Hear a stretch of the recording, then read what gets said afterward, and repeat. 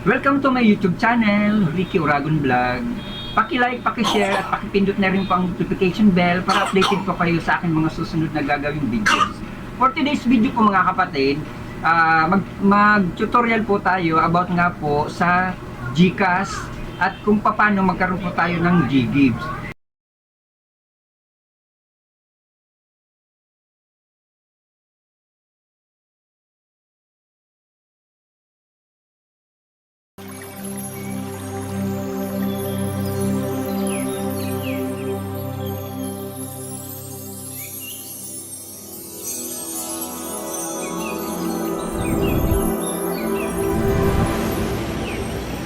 So mga kapatid, ang ituturo ko po sa inyo ay kung paano po natin gagamitin ating GGives na ibinigay po ni GCash. Kailangan po palagi tayong may maintaining balance sa ating pong GCash na mahigit 100 o kung magkano po yung ating maintaining balance, basta wag lang po siyang bababa sa 100 para magkaroon po tayo ng offer na malaki-laki ni GCash para magamit po natin ang ating GGives, para mag-offer po tayo ng medyo malaking GGives. Ganun din po sa Gilong mga kapatid. So ito na nga mga kapatid, tulad po ng aking sinabi, ituturo ko po sa inyo kung paano po natin makikita ang ating GGives na ibinigay po ni GCash. So mga kapatid, ito na po, paulit-ulit na sinasabi ko, tara let's go mga kapatid, samahan nyo po ako na tingnan po ang ating GGives kung mayroon na pong offer si GCash.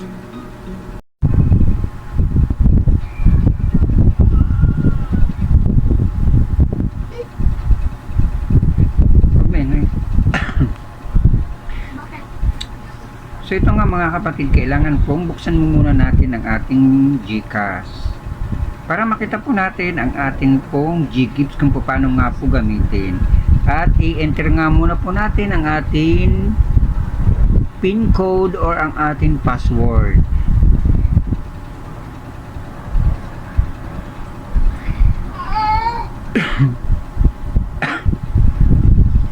Excuse, naubo-ubo pa nga.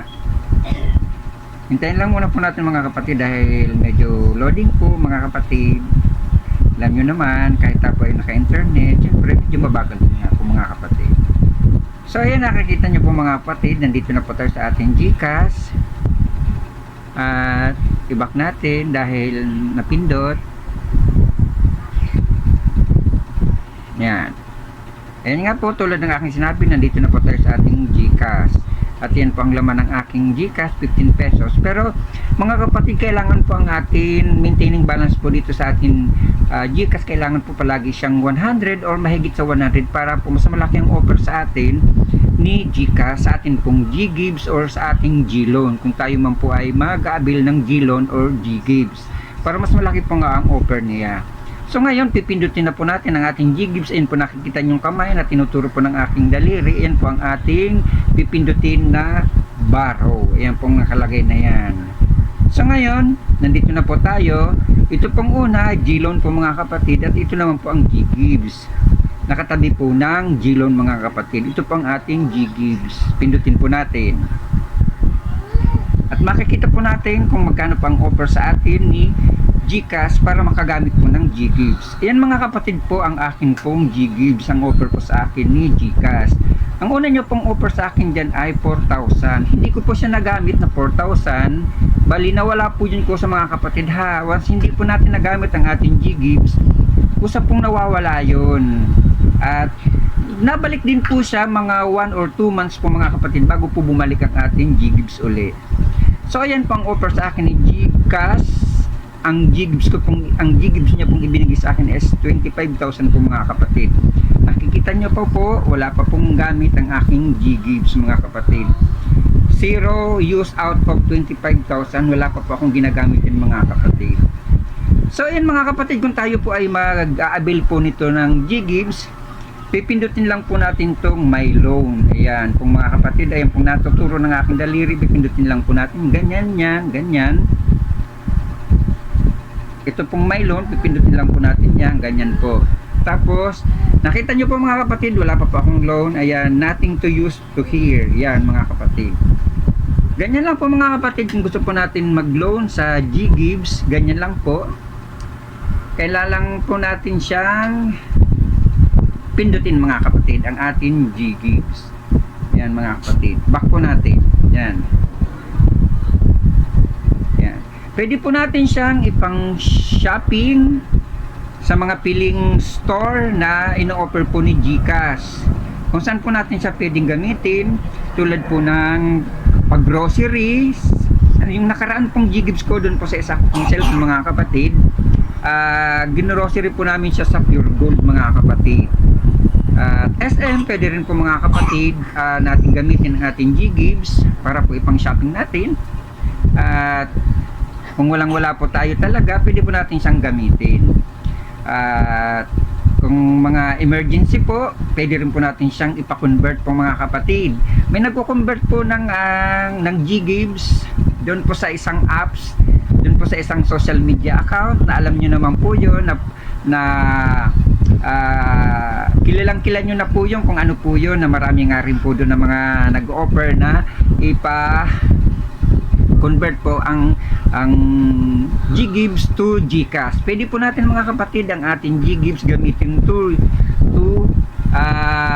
cash mga kapatid. Kaso nga lang medyo malaki, narinig ko po doon sa isang offer po ng isang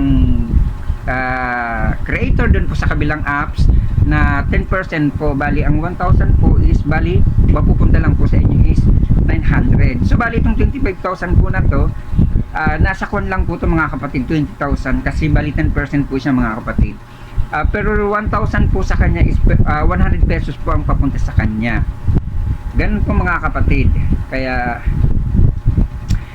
yan po ang aking tutorial sa hapon na to kung paano po i-convert ang ating Ggives sa GCash. At kung paano rin po natin gamitin ang ating Ggives na pang shopping. Pwede po natin siyang grocery tulad po ng aking sinabi, sa Pure Gold, sa SM. Basta po yung may mga nag-a-accept lang po ng Ggives mga kapatid ha. Yun. Pwede po yan mga kapatid natin gamitin. Kaya so, ngayon mga kapatid, i-back na natin po mga kapatid i-back na natin, pasensya na kayo mag-ilaw ang aking camera kasi hinahawakan ko po ang isang cellphone. So ngayon tingnan po natin ang ating G-score, kung magkano naman po ang ating G-score. Yan, tulad po ng aking sinabi sa inyo mga kapatid, kailangan pa tayo may maintaining balance na mahigit 100. Katulad po niya sa akin, ang offer po sa akin, ang G-score ko po mga kapatid is 384. Doon po sa isang cellphone ko po na nagamit ko po yung G-long ko doon at saka Ggives ko po is mahigit 400 na po doon ang aking G-score. So i-back na po natin mga kapatid. Yan.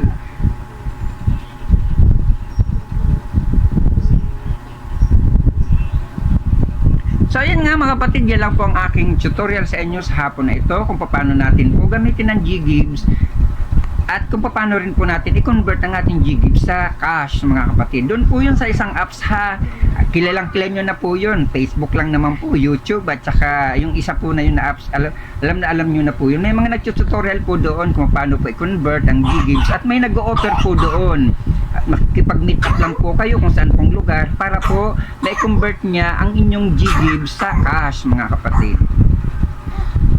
So ngayon dito ko na po tatapusin ang aking vlog sa hapon na ito. Huwag nyo nga po palang kalimutan pakisubscribe ang aking YouTube channel, Ricky Uragon Vlog. Pakilike, pakishare at pakipindot na rin po ang notification bell para updated po kayo sa aking mga susunod na gagawing videos. So ayan lang po mga kapatid ang ating tutorial sa hapon na ito. At isang mapagpalang hapon po sa atin lahat. At huwag niyo pong kalimutan i-subscribe ang aking YouTube channel, Ricky Uragon Vlog. Pakilike, pakishare at pakipindot na rin po ang notification bell para updated po kayo sa aking mga susunod na gagawing videos. Isang mapagpalang hapon po sa atin lahat at bye-bye! God bless you!